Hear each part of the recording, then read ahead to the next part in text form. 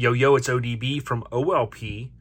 This is issue 121 of Mini Truckin Magazine, January 2002. This is obviously a new year, and they're going to continue the success that they've been ramping up with some of the changes that Lance had mentioned. This is an awesome issue. Finnegan's truck on the cover with the model Marie McAndrews. Say that 10 times fast. As the model. This is the 6th severed ties truck to grace the cover. It's the 11th cover truck with KMC wheels.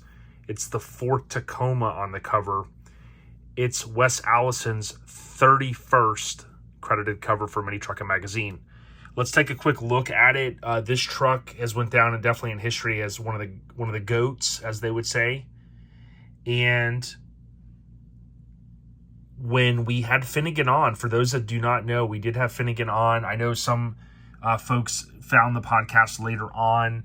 If I ever mention an episode, you can typically Google like Our Lifestyle Podcast or OLP, Mike Finnegan, and you'll typically land on the Podbean site, and then you can, listen to it there, or, basically listen from your phone or whatever. But Finnegan was on the podcast, so shout out to him. He was in Severed a very long time, and this issue is awesome. I did mention that Wes Allison shot it. I think it was customary, even if it was, the staff's vehicle, they would typically have someone else shoot it. I think someone could chime in, Lance or Shartsis, or someone could chime in and possibly mention what was the protocol for that. But take a look at it. There's a lot going on. You see the graphics, you see the switch box there. I think it was a skull at that time. You see the tachometer. What you don't see is really nothing is photoshopped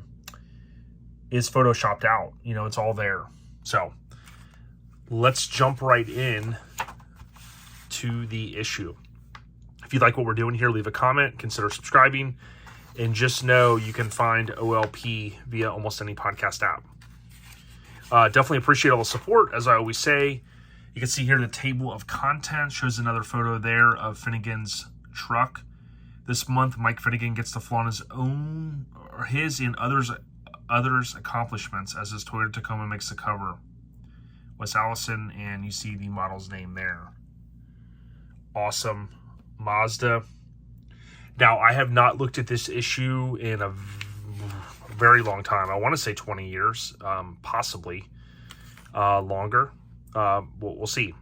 Stand together. As I write this, I find the words hard to come by. I had intended to write something witty about our pastime this issue, but no matter how hard I try, I keep my thoughts returning to those that were lost in New York, Washington on September 11th. So, something to mention. These issues, remember, as I've always said, there was a lead time of X amount of months, right? Not weeks, but months. And there still is to a certain extent with magazines, but this was Lance. And I should highlight this sometime. This was Lance mentioning 9/11. So, of course, to those lost in New York, D.C., and Shanksville.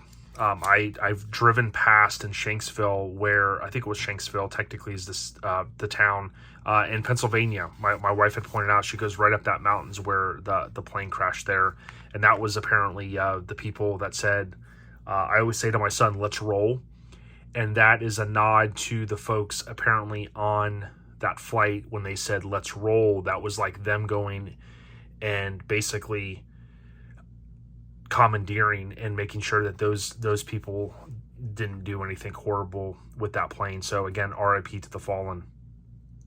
It's been a long time, and got a little emotional there thinking about it. And when I first flipped to that page, it didn't dawn on me that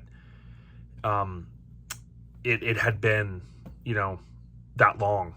So it's been a long time. Moving ahead. So Fineline Shines. So some show coverage here. A little bit lighter topic. Some good times. It always amazes me the people that will chime in and they'll mention, hey, so-and-so, that was me on this page and things like that. Someone did that the other day. They tagged someone on Instagram. It was a post. And the guy chimed in and said, yeah, that's me. And it was Jet Jam 96, which was August 96. And the guy goes, yeah, I didn't realize that. And I'm like, man, that's pretty crazy. 25 years later, 25 plus, you figure out, hey, you were in a magazine. Pretty cool. So Lance shot this one. Love this truck. You guys know I love my Mazdas. And this thing is super clean. This was Lee Farmers, I want to say. Let's jump over here.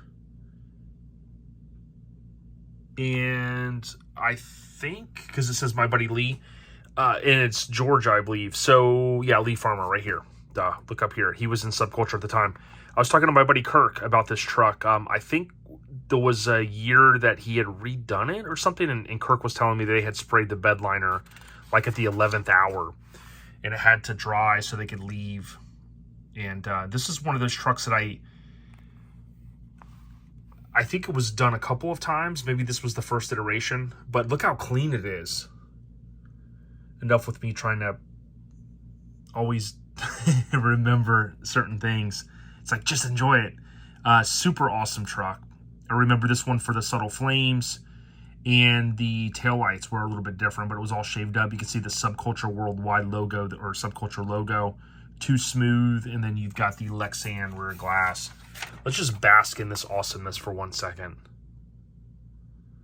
Dude, that's a mini truck to me right there. All day, every day. A little bit different, all shaved door. Dude, Mike's getting toppled by trucks 20 years ago, man. He can't keep up. Link It Up. Speaking about keeping up, there's Link It Up. Definitely appreciate you guys that watch all the way through. It definitely helps the channel. The channel is continuing to grow, and honestly, I would tell you if like RC Media, love that channel. Check them out. You know, if you're a content provider, I watch a lot of different stuff on YouTube, and content creator, whatever you want to call yourselves. You gotta produce the content. That's what it does. I know like these videos here are kind of a gateway for some other things I want to do. But just create content. Warren Stanbro, the Isuzu. This one has been around a long time.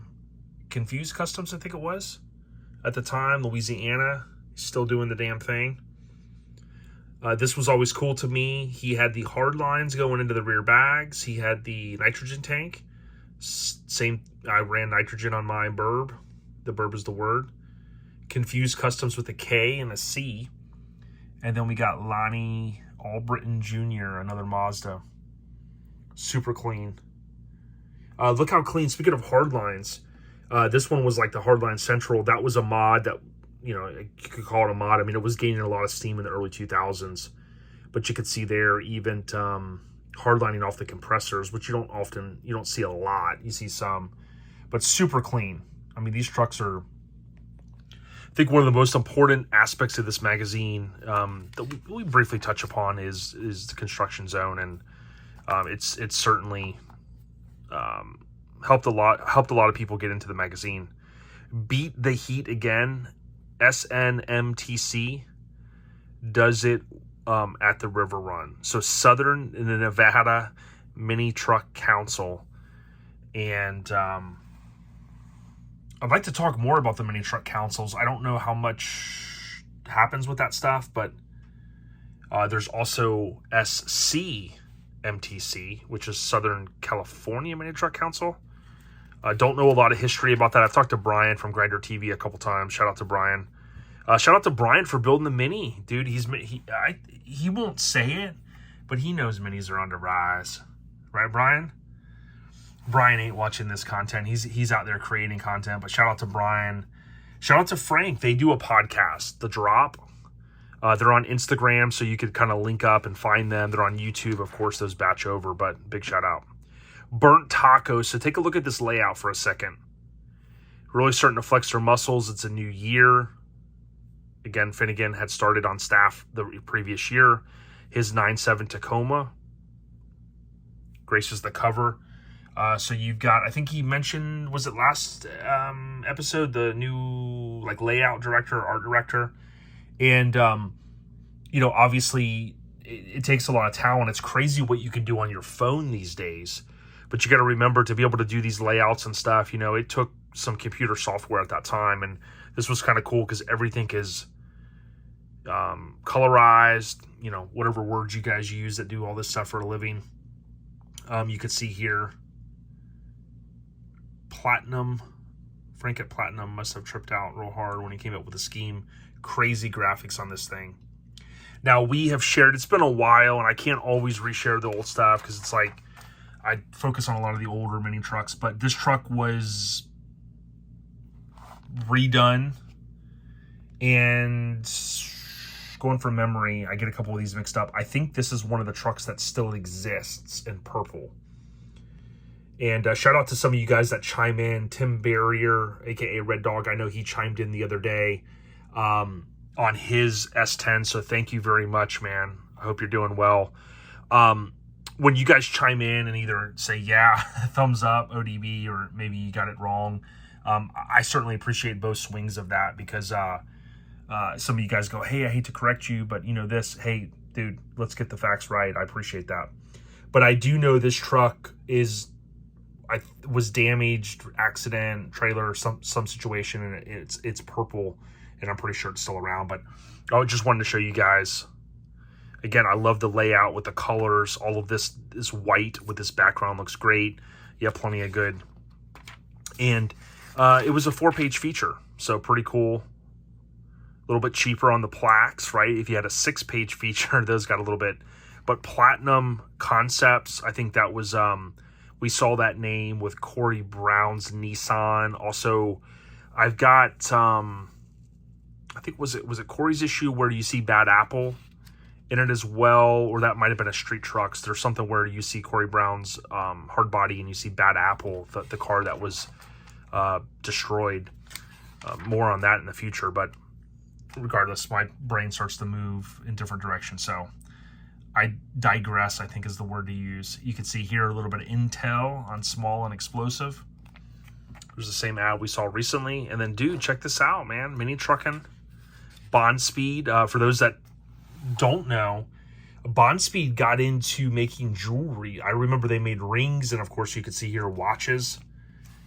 I believe when we had Mitch Henderson, rest in peace, when we had him on, I think we hit on that briefly. I said something about, I remember the ads and things like that when they were doing rings and whatnot. This was a cool thing at the time. It took me a while before I got my bottle bracket. Extensive made them, you know, not these necessarily, but Extensive had a cool bracket, and that's what I ended up finally getting for my Burb. I wish I still had my 95 Burb, the blue Burb. The Burb is the word. Low Rango, so there weren't a lot of these. I remember seeing one in Florida, I think South Florida. This was Paul Bonilla. Wonder if he's related to Bobby Bonilla. 99 Durango. When these first came out, I think that they gained some steam. People were digging them. I don't know that many were built. I mean, probably a handful. Maybe for lack of parts or, you know, whatever. But pretty cool feature. Pretty cool that they shot one. And we'll continue to cover whatever else they shoot. Life in the Phat Lane. So you can see a little bit of color there. Again, kind of adding the signatures that we saw recently, some green. And then you've got some color photos and stuff. Shamrock Showdown. So there's the Blazer that was on the cover. You know you want it. There's Corey Brown's. That's the truck I was talking about. Thing is sick. That color Tangelo Pearl came up the other day. I was talking to someone and we were talking about a color, and I go, Tangelo Pearl, that's what you need. I think is what it was called. There's the truck we recently saw on the cover. We're going to be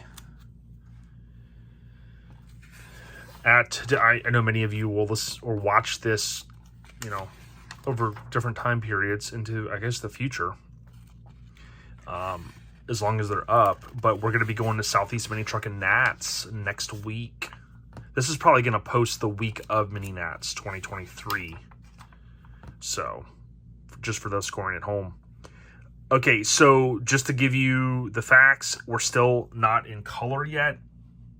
So I wanted to kind of point out that you see some black and white. It's kind of becoming less.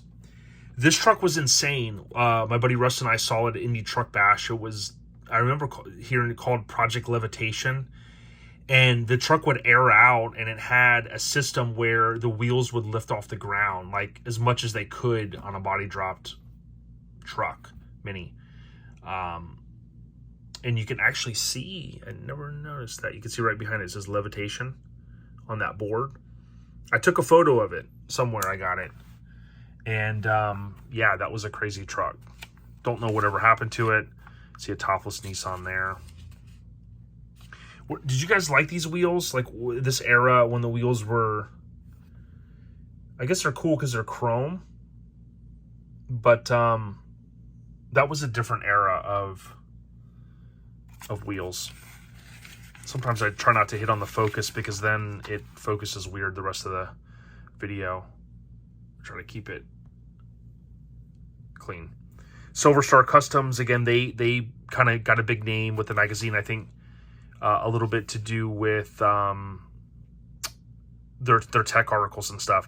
But it's Silver Star Customs titanium drag blocks. But you can see there, Devious Customs. Jeff started, his company started on April 1st of, I think it was 2000. It was around 99, 2000. But I always remember that because on April 1st every year, he mentions that is the anniversary of his company. And I finally got to go to Riverside and see it. I think he's been in a couple venues, obviously, going back all that time. But his latest venue or location is in Riverside. Travis Alden, slammed, cool tag. Cool feature. You can see a little bit different layout. I think the layouts are, they're much like a track list or what they call sequencing on an album. You know, you think about the layouts, you go big deal, there's a couple photos, but you could see how the layout changed a little bit. And that kind of tied in, I would assume, to what, you know, Lance was kind of hinting at with some of the changes coming. To me, I really like it. Here's the what's up photo. I dig the, you know, kind of how the layouts changed. And especially reading the magazine, like he said, you know, we're talking going on 15 years. It's kind of nice to have a change like that. You can see, again, look at the layout on this thing. Nice front 3/4 shot. Cool little tie-in of the graphics behind it. You got your rear shot here. This was Lance Williams, S10. The era of fast bags and parts. This was Forever Low, by the way.